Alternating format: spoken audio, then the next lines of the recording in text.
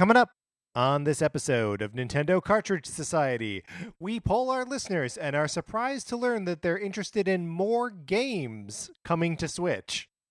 It's dangerous to go alone, so the Nintendo Cartridge Society goes with you.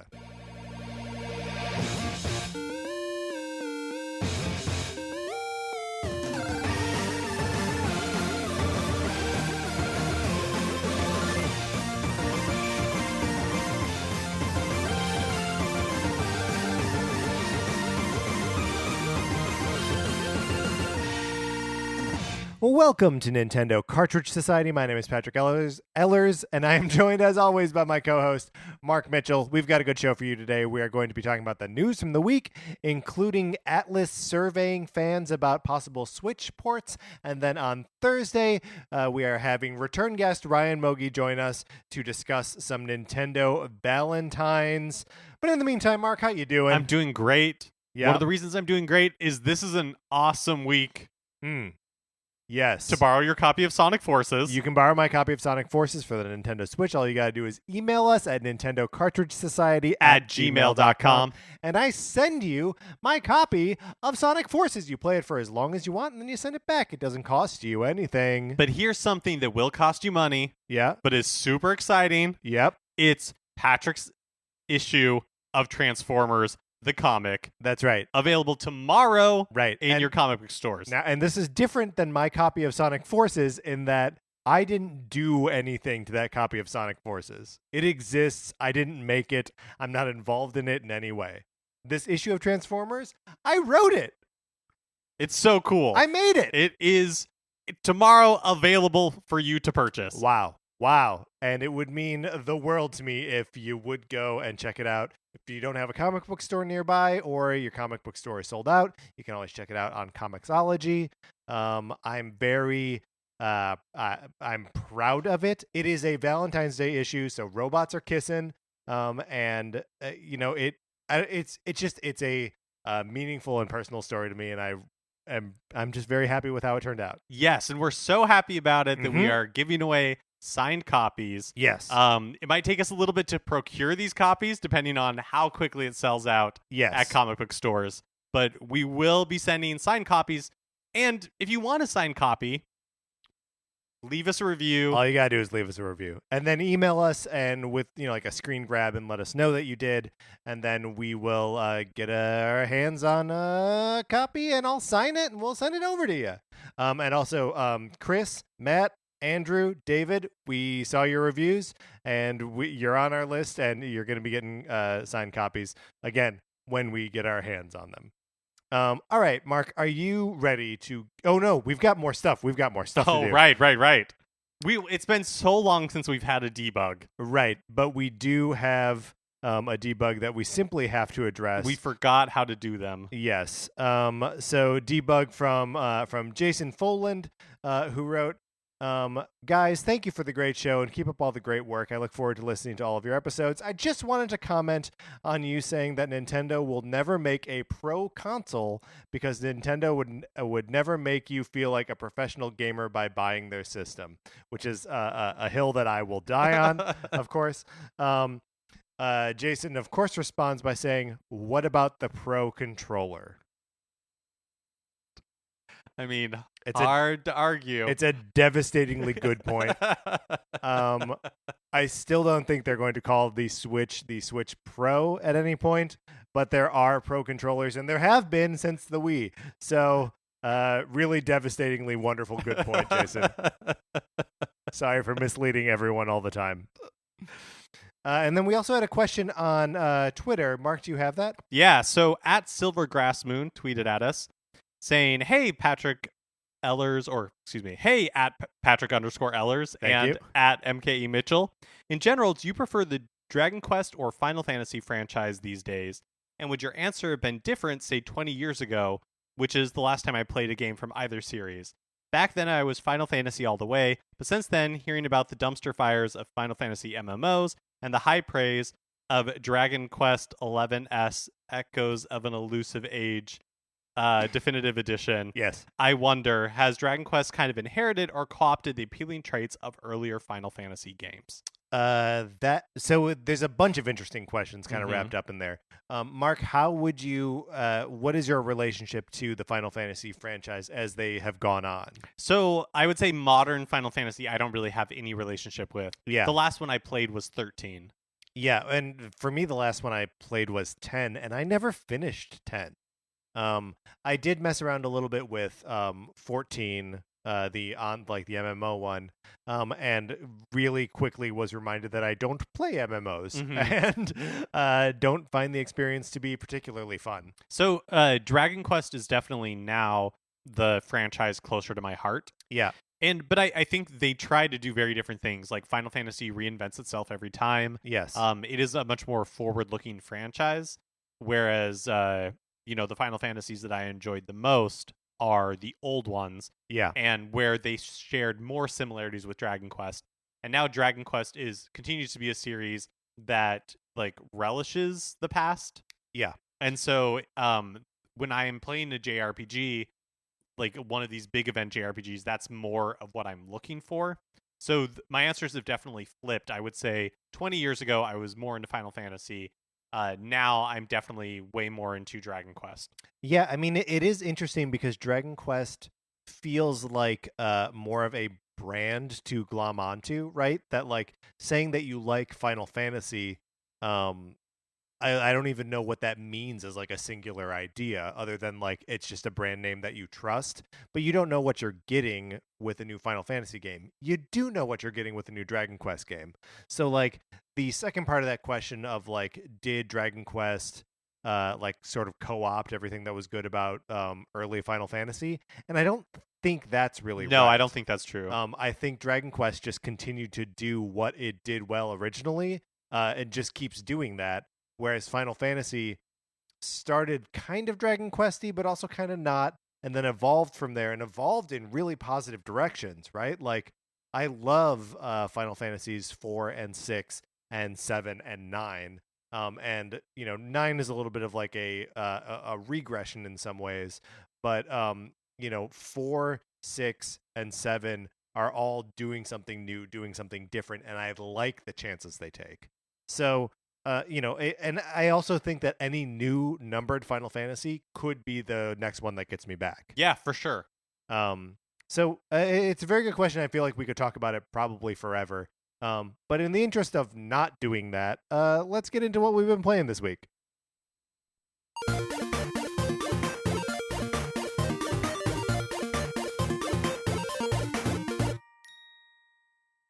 So I've been playing Advance Wars, the Game Boy Advance game, but I've been playing it on my Wii U, which brings me to an email sent to us from Jason Brown.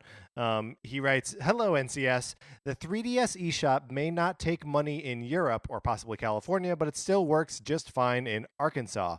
I bought the second and third Box Boy games yesterday using my debit card. No problems."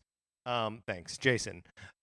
So this is interesting because I was also able to purchase Advance Wars this last week using my credit card on the Wii U eShop. Is this a stealth debug? It's a stealth debug, yeah. And it was such a like, wait a minute, really? That I went on to the Wii U eShop and discovered that, yeah, it's taking credit cards just fine. Interesting. I think this may be a European thing that we picked up on and then have repeated. But yeah, you can continue to buy 3DS and Wii U games in Arkansas and California at least, but probably the rest of the states too. That's interesting. That's really cool. Pocket Card Jockey became more accessible than ever. That's right. What a wonderful game. I'm enjoying Advance Wars, by the way. It is I'm so used to the like Fire Emblem style of game where you don't want any of your units to die and they all have like individual like characteristics and everything. Whereas Advance Wars is built, like every mission is built on the idea that like you're going to lose half of these units. And that's just what it takes in order to like distract the enemy or whatever. So that's been a little bit of an emotional adjustment for me, but I'm enjoying it quite a bit. So I've really been enjoying this kind of lull in new games. Right? It's great. Yeah, I've just kind of been like luxuriating in the fact that I don't feel stressed to like play anything. So I've actually returned to Mario Kart 8 Deluxe. And because I had forgotten that I had not gotten 3 stars on every cup in all of the different like CCs. Yeah. So I've just been kind of like slowly making my way doing that. Yeah. It's kind of like not I think part of the reason I didn't do it initially is like it's not super fun to do it for like the 100cc or the 50cc. Yeah, the slower ones are really a slog. And there's no like I guess you're unlocking like coins to get parts. Right. But like that's, you find a cart that you like and you just stick with it. Yeah, I'm really like, just doesn't doing really it for matter. me at this point. Right, exactly. But I've enjoyed that. It's also been a while since I've gone back to Mario Kart 8 Deluxe and like really played through the different cups, and there are just so many good tracks in there. It's kind of like I know that there are some rumors that like a Mario Kart 9 is coming this year, but Mario Kart 8 Deluxe to me feels like Super Smash Brothers Ultimate, where it's just like this is kind of the perfect Mario Kart. Yeah, I mean it certainly feels like the most feature complete Mario Kart. And I almost feel like if they were to do a new one, they would have to do something different, right? Something drastic. No classic tracks. Just something wildly different. And I don't think that's actually what's going to happen. Yeah, I don't either. I think on the successor to the Switch, there will be another version of Mario Kart, and that'll be that. Do you plan on attempting the 3-star cups at 200cc? I don't know, because 200cc is just like at It's a this different moment beast. it feels like too much. It feels for me. crazy, right? Have you done it? You've done it, right? I've not done the 3 stars in all of them. I have at least gold trophies in all of them. But it is really hard to like kind of retrain your brain to use the brake when you're playing the game, and B, just to like account for all of the extra air you get, and like it's a lot. You really need to relearn all of the tracks for 200cc. I would like to say I will attempt it, but I don't know that I'll be able to succeed. Very good. All right, Mark, let's get into the new releases and what we might be playing next week.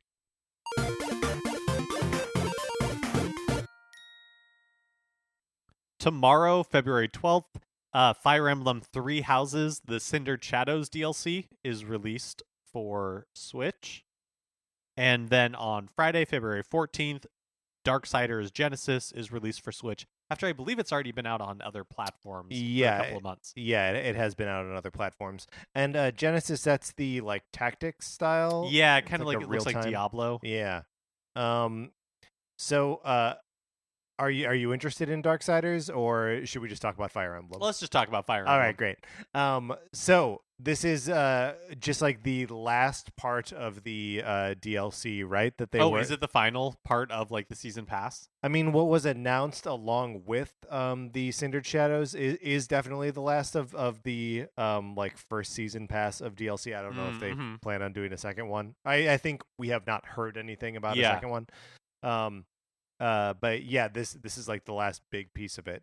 Do you think you're gonna go back in for it? Or? I don't think so. Only because you have to buy all of it. Oh yeah, and it's $25. Yeah, and like the 30. The other stuff, I don't know. To me, the Fire Emblem 3 Houses DLC has kind of felt underwhelming. Just like looking at the announcements, where every time they come out, I've been waiting for it to be a little bit bigger, a little bit, like grander than what they've been. This feels definitely like the biggest thing that they've added, but it's still not enough to get me to go in for $30. It's also weird because it is, as you say, like a big add-on, right? Like there are lots of extra missions and new characters and stuff. But there are arguably 3 whole campaigns through that game that neither of us have played yet. Like the game has so much to offer that it's weird that they're like, let me sell you some more story content. You're like, oh, geez. Right. I'm never going to do this. All right. Well, so maybe nothing we're going to pick up this week, and we can continue our little, like, lull. Yeah. All right, cool. Let's close out the new releases.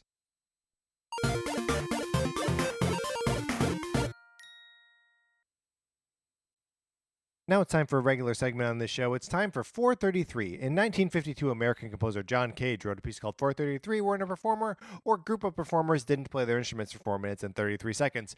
For the purposes of this show, our instruments are talking about Nintendo. So for the duration of one performance of 433, Mark and I will talk about something not at all Nintendo related, thus fulfilling the contract of the piece.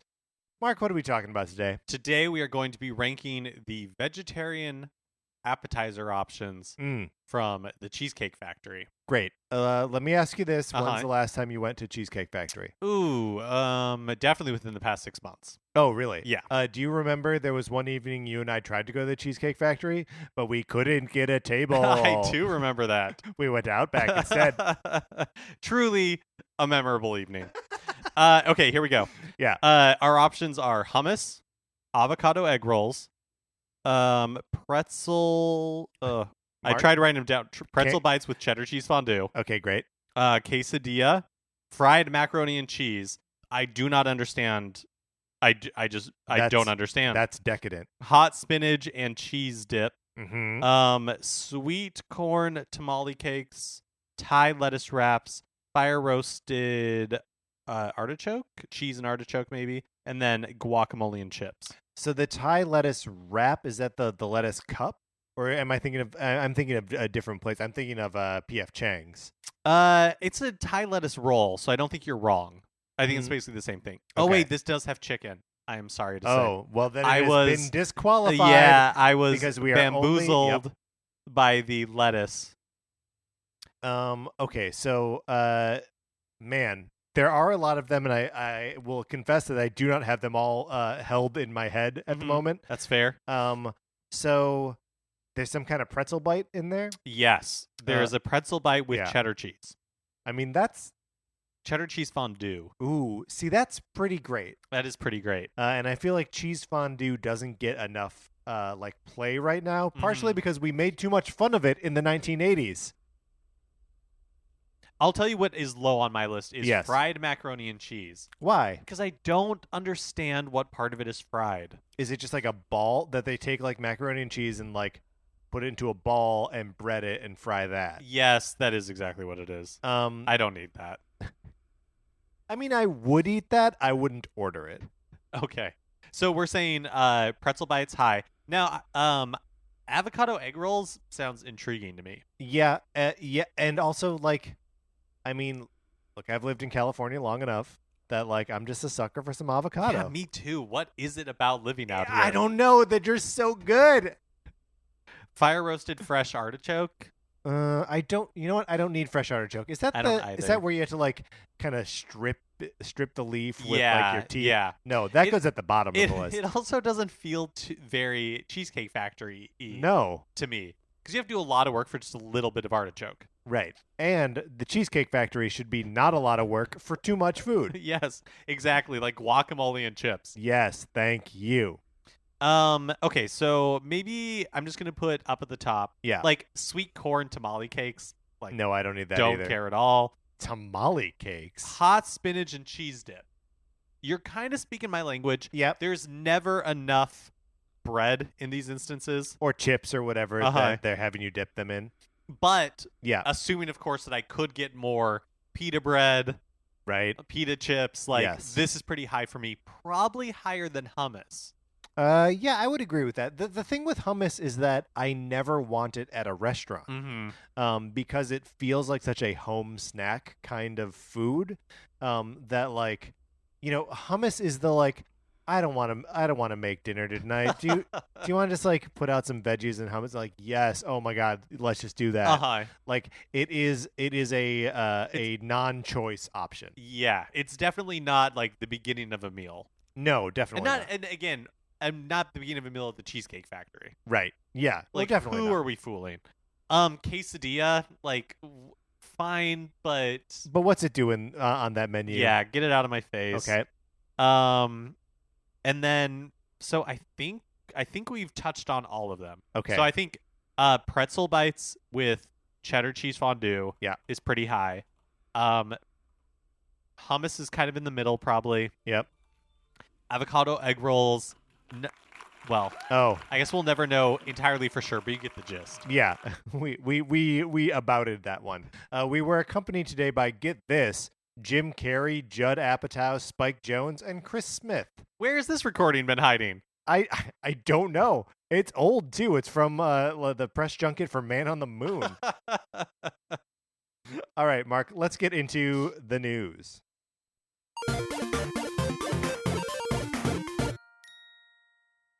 So let's talk about save data for Animal Crossing New Horizons. Yes, let's do, because there are some wrinkles here. Some perhaps imperfect things, perhaps some very perfect things. So the game does not support cloud save functionality.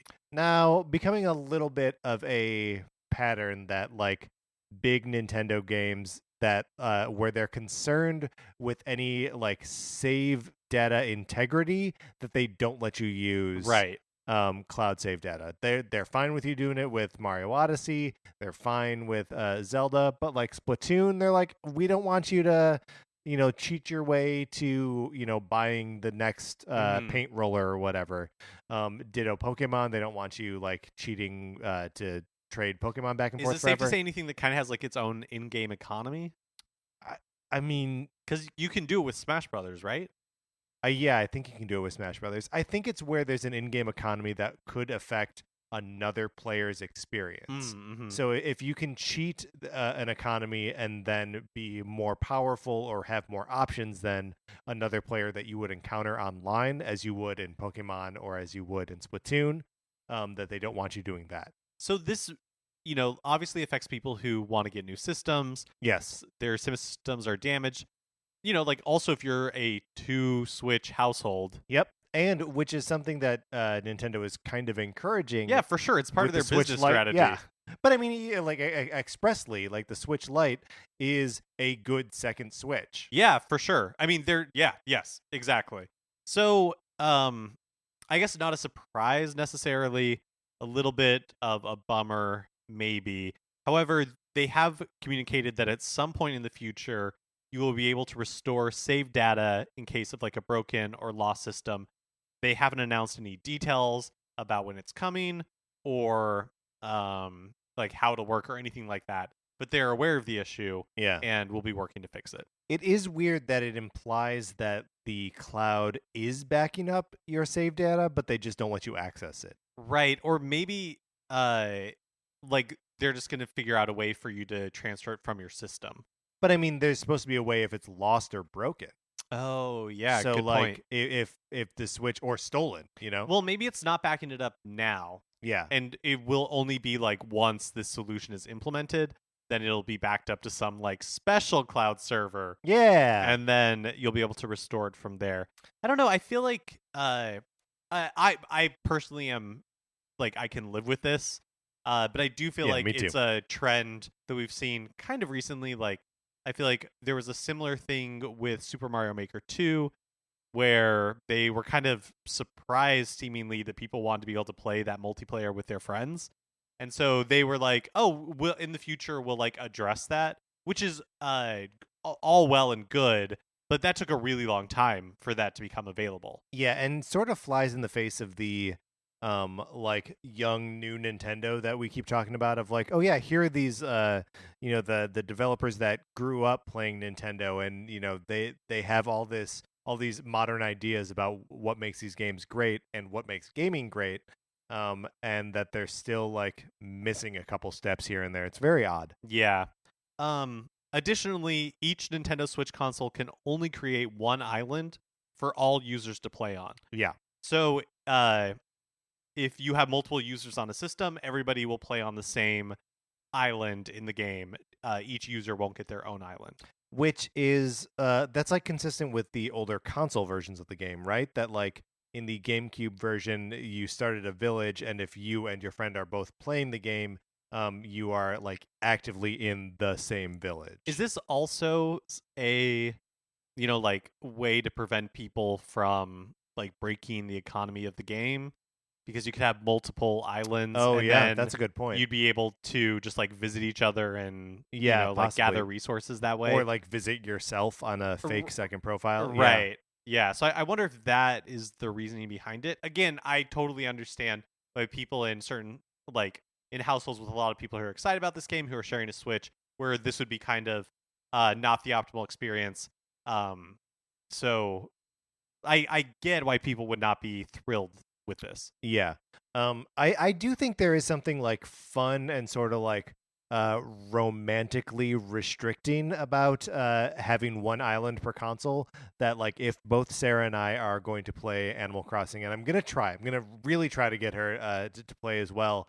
I like the idea that, well, we have separate games and separate villagers and separate like little journeys that we're on, that we're both doing it on the same island. Yeah. Like there's something that I do like about that. I think so too. Like, I like the kind of like asynchronous multiplayer aspect. I mean, you can do a similar thing in Stardew Valley with its new multiplayer, right? Where like everybody is sharing the same space. And if you are a fan of like co-op gaming, right, like that's a fun way to experience something. Yeah. It's like you're all working towards the same goals on this island and you're cultivating that together.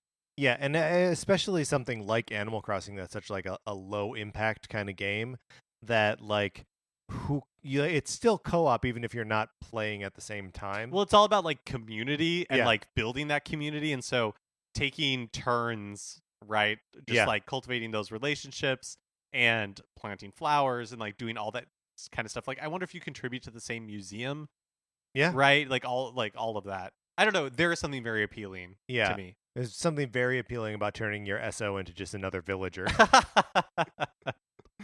Last week we talked about the Wonderful 101's Kickstarter campaign to bring the game to the Switch and to other platforms outside of the Wii U. The Kickstarter has surpassed $1.5 million as of right now. Though remember, its original goal was a mere 50,000. And again, I think that 50,000 was like a fake number. For sure. It was always going to come to Switch. Yeah. But because they hit the 1.5 million stretch goal, that means that Luca's first mission, which is described as a brand new 2D side-scrolling adventure starring a young hero, will be included with the game. Or actually, I guess will probably be coming later. Sure. Yeah, I guess that isn't clear.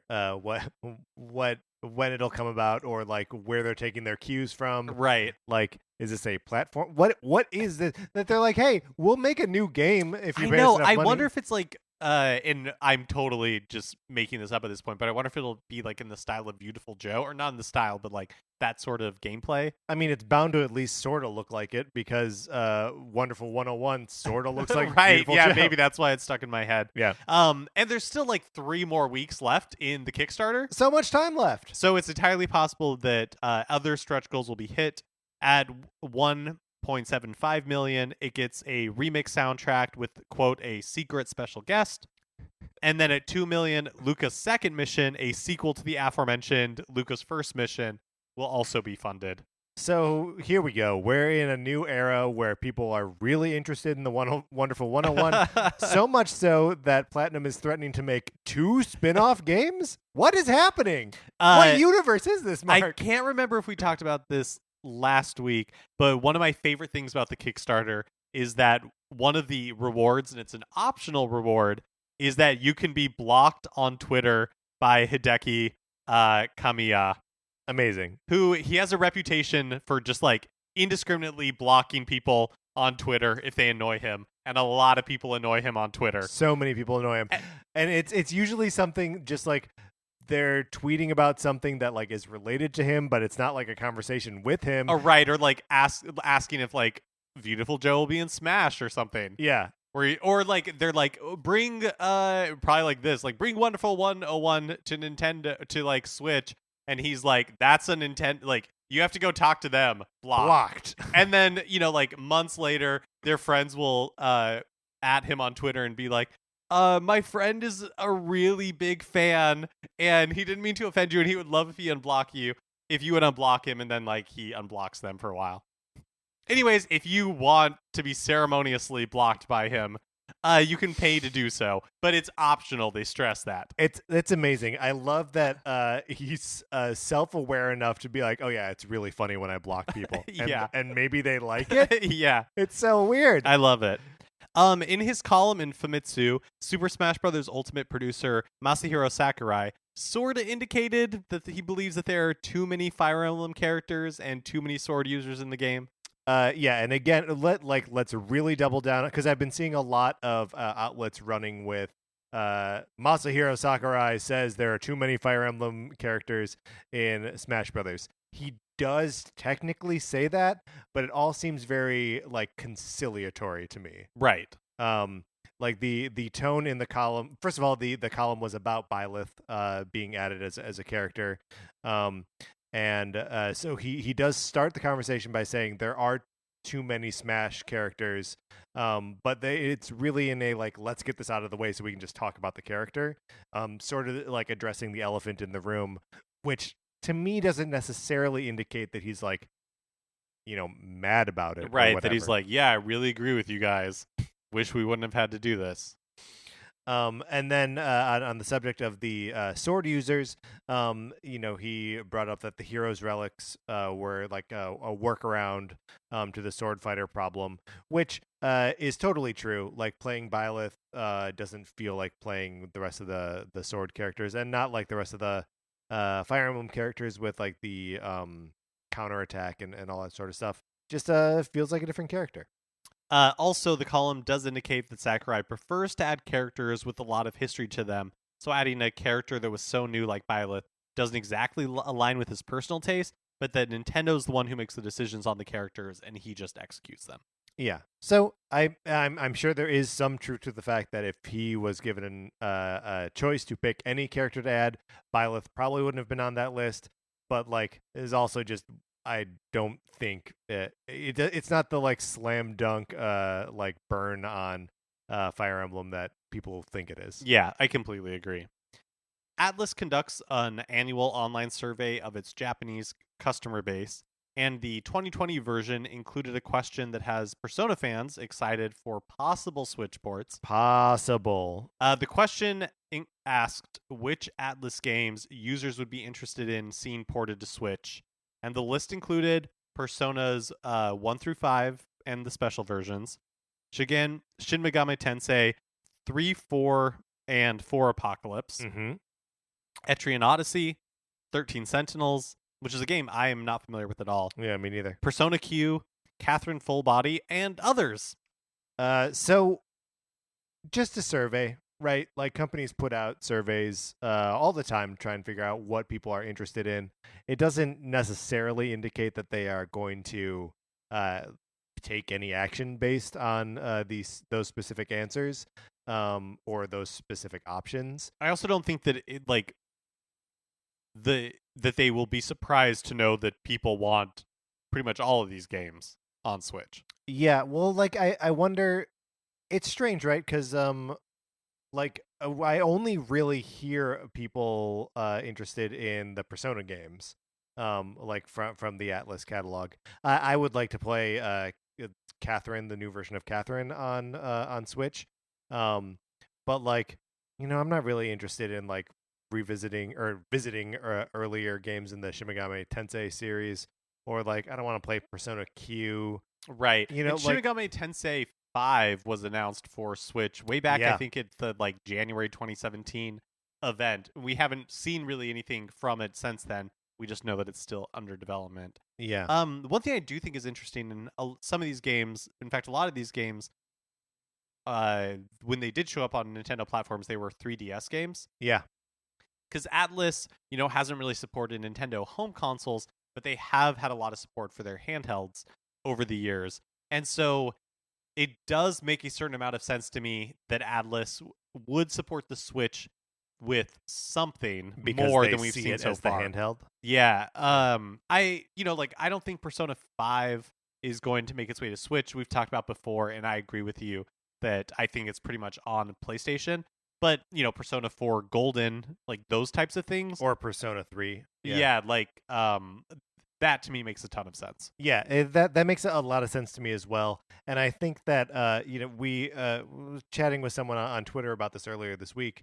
But like it's crazy that Persona 4 Golden was trapped on Vita. Would the Vita didn't even sell as well as the Wii U. Right. Like it's basically the same it's the same sort of thing of like it has such a small player base to draw from.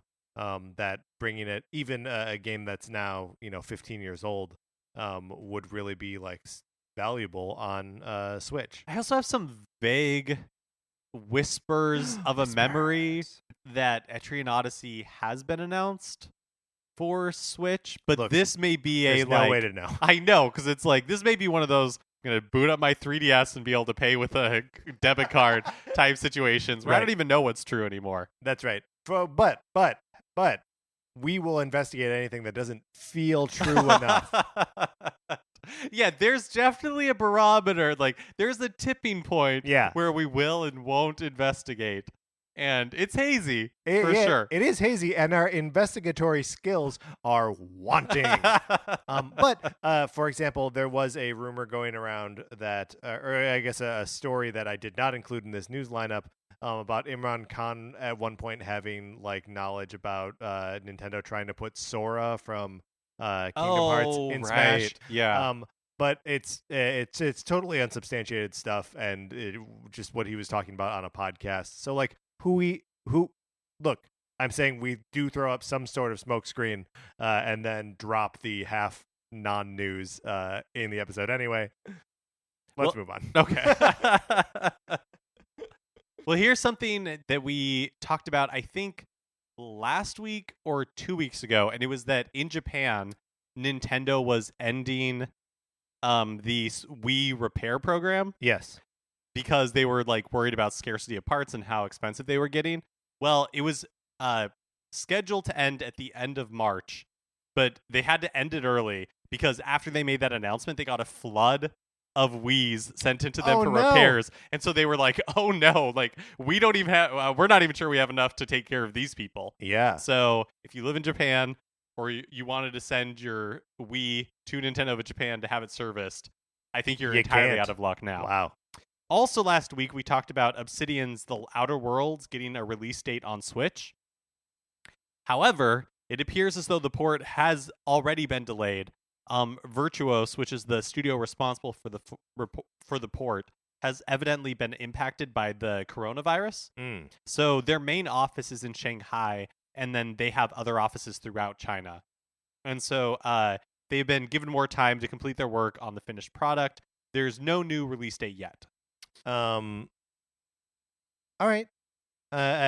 Interesting, and interesting that there is no new release date. Mm-hmm. Sad that they're impacted by coronavirus. Yeah, I think also like it makes sense to me that there is no release date because work has probably just like stopped. Yeah, for the most part, if not entirely. And I think for a lot of people in China, like it is a big question mark as to when they will return to work. Yeah. So I don't know that you can pin a date on it. Like Nintendo has said that outside of like Switch shipments to Europe and the United States won't be affected by it, but shipments to Japan will potentially be affected by it just because a lot of the factories there are all in China are also closed. Yeah, I mean it's a huge global concern. Right. It's going to affect your video games a little bit. Small price to pay for people's health and happiness. One thing that is changing because of the delayed release date is that the physical game, if you buy the physical like box in stores, it will include the game on a game cart. Yes. Whereas before the delay, it was just going to be a code in the box. Right. Which means, of course, that everything we said about this game last week is now no longer accurate. Right. This is how we're a good source of news, right? In that we are correcting ourselves when we are wrong. Although technically, we weren't wrong. We weren't wrong, right, at the time, right. But we are updating with the latest information. That's right.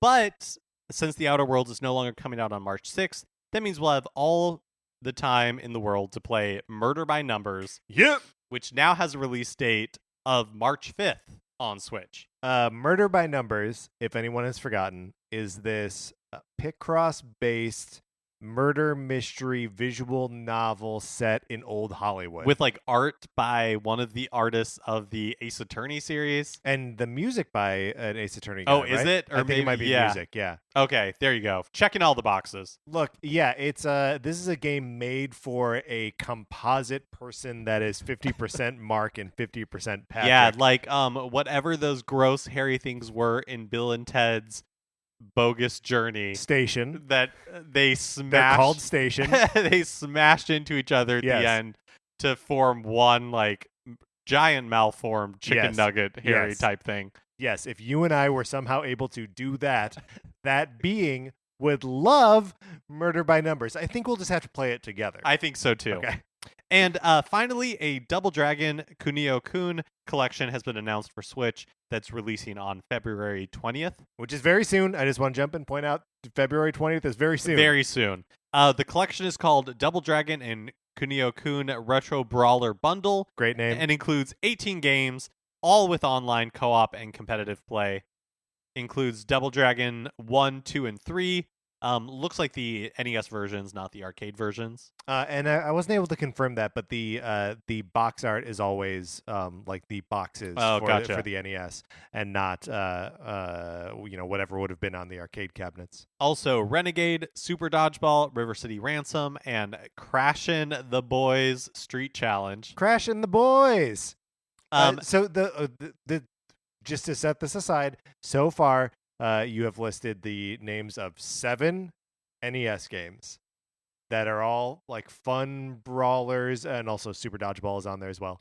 But like games that are Nintendo classics that a lot of people have an affinity for. I myself really like the Kunio-kun games.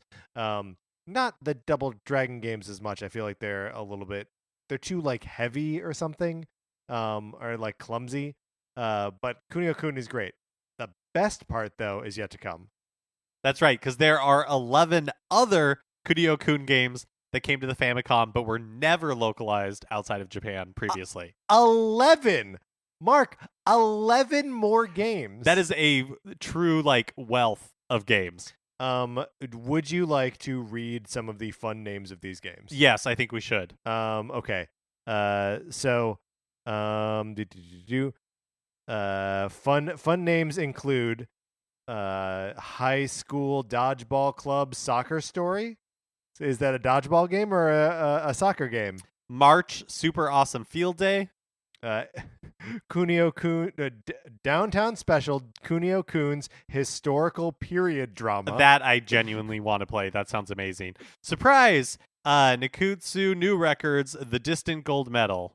And of course, Nikutsu Street Basketball All Out Dunk Heroes. All of those sound great. I mean, this is incredible. I can't wait to play all of these games. I'm 100%. This is a day one, like not a second thought purchase for me. And you don't have to wait that long. No, it's true. I do not. All right, Mark, let's get out of the news.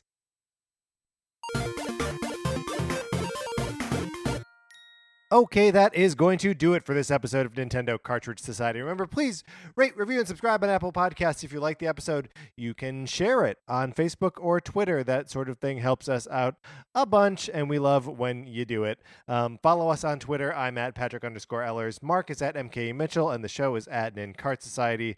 You can also check out our Facebook page, which is just Nintendo Cartridge Society. Olivia Duncan made our logo. Our theme music is provided by 8-Bit Betty. You can get more of his music by going to 8bitbetty.com or by listening right now. For my co-host, Mark Mitchell, this is Patrick Ellers saying Super Slam Dunk Club, and thank you for listening.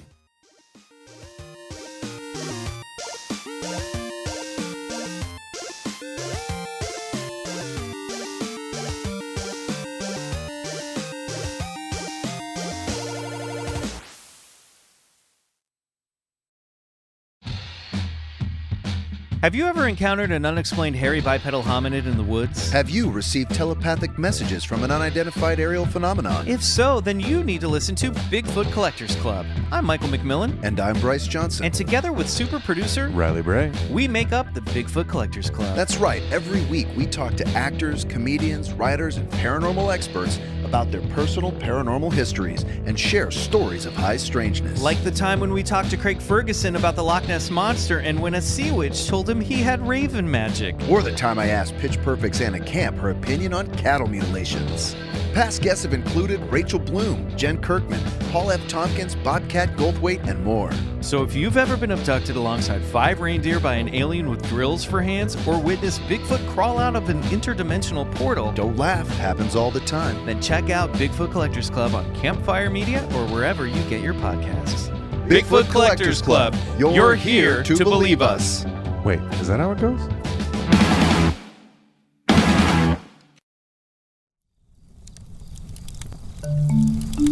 Campfire.